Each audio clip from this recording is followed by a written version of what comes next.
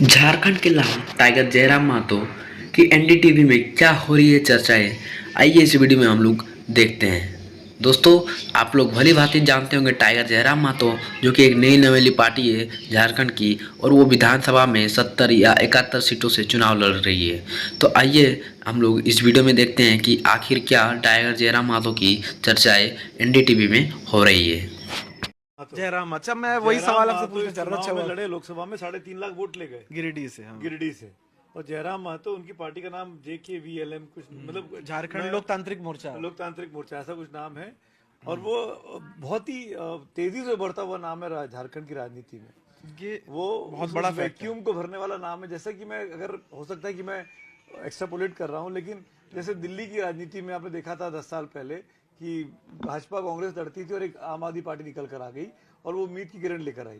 वही काम जयराम महतो के साथ हो रहा है। ओबीसी नेता है, ओबीसी सबसे बड़ा वहां पर वोट बैंक है आज की तारीख में झारखंड में। और उस तबके से निकल कर आते हैं और अचानक से बहुत तेजी से लोकप्रिय हुए हैं। और मतलब जो चीज जो जो जगह को बीजेपी नहीं भर पाई, जो या तो अगर आप आदिवासियों के नेता अगर आप मान के चलें कि शिबू सोरेन और उनका परिवार रहा, तो बीजेपी नॉन आदिवासियों की जो राजनीति करती थी, बीजेपी जिसको फिलअप कर सकती थी, वो नहीं कर पाई। अब मुझे नहीं पता कि जयराम महतो के पास पैसा कितना है, उनके पीछे पैसा लगाने वाले लोग हैं या नहीं है, मुझे नहीं पता। पर मैं जो अखबारों में और टीवी चैनल्स पे उनकी चर्चाएं देखता हूँ, डिजिटल पर उनकी चर्चाएं देखता हूँ, तो ऐसा लगता है यहाँ बैठ के कि वो एक पॉपुलर फेस के तौर पर, एक ऐसे फेस के तौर पर उनकी पार्टी निकल कर आई है जो लोगों की एस्पिरेशंस को, उम्मीदों को पूरा करने का सपना दिखा रही है कि जो काम ये लोग नहीं कर पाए वो काम हम करेंगे। अब वो कर पाएंगे नहीं कर पाएंगे, कितना जीतेंगे मुझे नहीं पता, पर मैंने सुना है कि वो 80-81 में से 65 से 70 सीटों पर उनकी पार्टी लड़ रही है। तो कहीं ना कहीं कोई ना कोई ताकत है जो उनको पुश कर रही है। अब वो किसको नुकसान पहुंचाएंगे मुझे ये देखना है, क्योंकि जैसे महाराष्ट्र में कल बात कर रहे थे ना वहीं की कि 3 दिन में सरकार बनानी, तो यहाँ पे 3 दिन का लफड़ा नहीं है, यहाँ पे आपको 1 महीने का टाइम, पूरा टाइम। यहाँ पर 1 दिसंबर के आखिरी हफ्ते में जाके सरकार बननी है, तो यहाँ पे जल्दबाजी नहीं है। तो अगर वहां भी त्रिशंकु विधानसभा की स्थिति आती है मान लीजिए, और जयराम महतो एक इंपॉर्टेंट प्लेयर के तौर पर उभर आते हैं, तो इंडिया ब्लॉक कहिए या एनडीए ब्लॉक कहिए, वो जयराम महतो किस तरफ जाएंगे, क्योंकि दोनों का विरोध करके आ रहे हैं। और ऐसा ना हो कि उनकी बैसाखी के बगैर सरकार ना बने। तो ये जयराम महतो जो फैक्टर है, मुझे लगता है कि वो दूसरे मधु कोड़ाला साबित हो जाए इस बार के चुनावों में। नहीं, बिल्कुल सही बात है कि क्योंकि ये कहा जा रहा था कि हार के भी जीत गए जयराम महतो। तमाम अखबारों ने इस तरह से इसको रिपोर्ट किया था। 3.5 लाख के करीब वोट आया और लोगों के लिए बड़ा आश्चर्यजनक था। मतलब आप जो चर्चा कर रहे हैं, मुझे लगता है बहुत सारे लोग नहीं जानते हो कि झारखंड में जयराम महतो कौन है जिसकी चर्चा हो रही है। और अखिलेश सर, ये माना जा रहा है कि वो आदमी बड़ा फैक्टर होने वाला है, क्योंकि देखिए, महतो पार्टी एक आजसू सुदेश महतो एक बड़ा फेस है। जयराम महतो एक नए नेता हैं और वो युवा नेता हैं। वो बात करते हैं कि झारखंड में लोगों को रोजगार नहीं है, जो लोकल इश्यूज है उसको ज्यादा बड़े तरीके से उठा रहे हैं। पलायन का मुद्दा उठा रहे हैं, उसको लेकर के एक युवा का जो युवा नेता के प्रति जो अट्रैक्शन होता है वो उनको मिल रहा है, और वो वोट से भी साबित हुआ है। तो इस तरह की जो राजनीति है, आप झारखंड जैसे राज्य में जहां पे रीजनल पार्टियों के लिए भी स्पेस रहा है, नेशनल बीजेपी भी वहां पे शासन में रही है और जेएमएम भी रहा है, उसमें नई पार्टी के लिए कितनी जगह, खासकर ओबीसी वोट बैंक एक तो बड़ा वोट बैंक है, अगर वो डेंट लगाएंगे। महतो है, वैसे कांग्रेस ने भी अपना अध्यक्ष एक कुछ दिनों पहले महतो को ही अध्यक्ष बनाया हुआ, तो सबकी नजर है कहीं ना कहीं।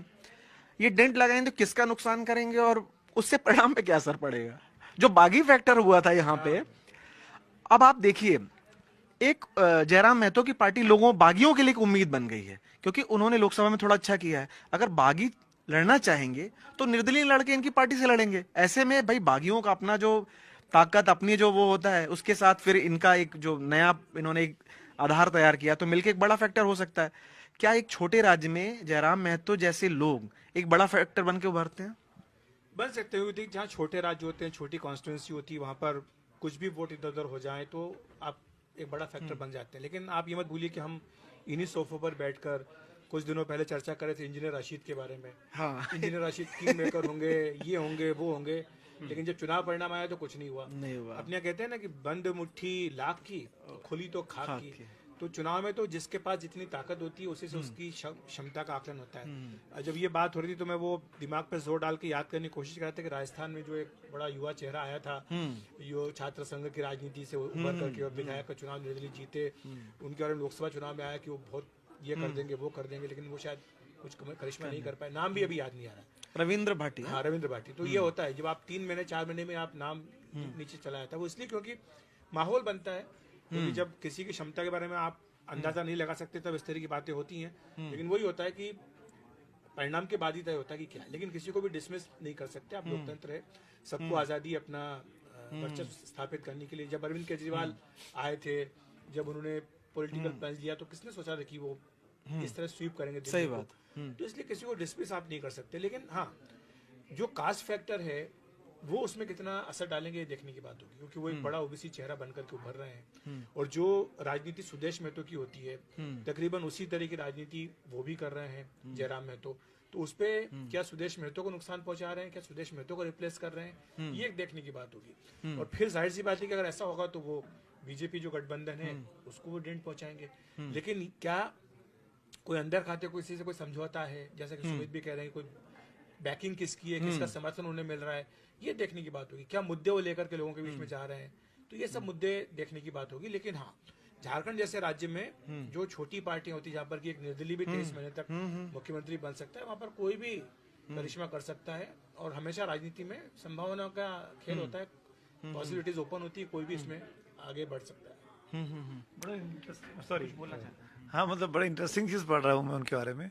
जब जब लोकसभा चुनाव चल रहे थे, जब 3.5 लाख वोट मिले, क्योंकि अब जयराम महतो पे बात चल गई है, तो वो टाइगर के नाम से फेमस है और यंग लड़के हैं, 25-30 साल की उम्र होगी, और पेपर लीक के मामले को उन्होंने जोर शोर से उठाया।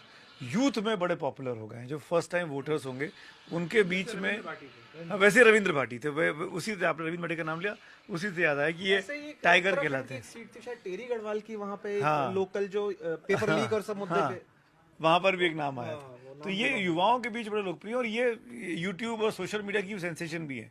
इनके वीडियोस बहुत वायरल होते हैं, इनके भाषण बहुत लोकप्रिय हैं, वाकपटु आदमी हैं।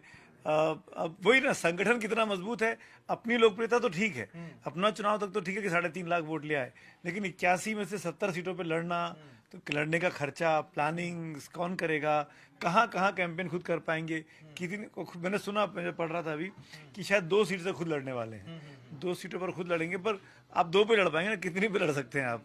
तो ये सब चुनौतियां आती है यंग फेस के पास। पर जैसे कि अखिलेश जी ने कहा ना कि किसी को भी लोकतंत्र में आप खारिज नहीं कर सकते। जो चुनाव लड़ रहा है वो इम्पोर्टेंट आदमी, और कोई भी जीत सकता है, और कोई भी संसद या विधानसभा तक पहुंच सकता है। तो अब जयराम महतो क्या करेंगे क्या नहीं करेंगे, पर लेकिन मुझे लगता है कि जयराम महतो वो चाबी ना बन जाए कि जिनकी मदद से सरकार बने। मेरी बार बार इशारा मैं वहां कर रहा हूँ। तो आज की चर्चा में बस इतना ही। और आपने देखा कि किस तरह से झारखंड की राजनीति में एक जो जयराम महतो फैक्टर की चर्चा, तो इस तरह की जो अनोखी चर्चा, बीजेपी के पास राम है, यहाँ पे जयराम है। कांग्रेस के पास भी तो जयराम रमेश है। तो इस तरह की जो अलग हट की चर्चा है और जो 360 डिग्री एनालिसिस है चुनावों की, उसको लिए देखते रहिए एनडीटीवी इलेक्शन कैफे। आज के लिए इतना ही, कल किसी और विषय के साथ मिलेंगे, तब तक के लिए शुक्रिया, नमस्कार।